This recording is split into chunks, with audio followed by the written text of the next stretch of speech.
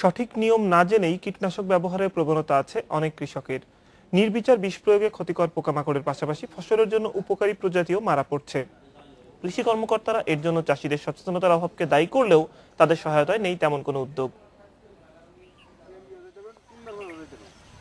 বছর জুড়ে নানা ধরনের সবজি উৎপাদন করেন নরসিংদী, মানিকগঞ্জ, শেরপুর ও সাভারের চাষিরা। পোকামাকড় থেকে ফসল বাঁচাতে কীটনাশকের ব্যবহার করেন প্রায় সবাই, কিন্তু সঠিক নিয়ম সম্পর্কে ধারণা নেই অনেকের।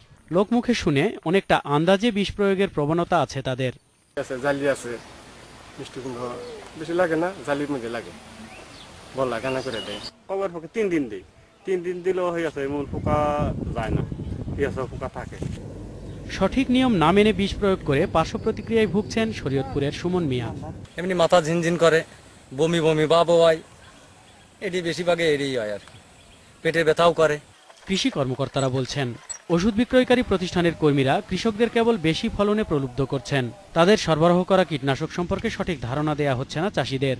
বালাইনাশক কোম্পানির প্রতিনিধিরা এই জাতীয় কাজ করার জন্য তারা আমাদের কৃষকদেরকে প্রতারিত করছে এবং আমাদের নিরাপদ খাদ্য উৎপাদনের জন্য বাধার সৃষ্টি করছে।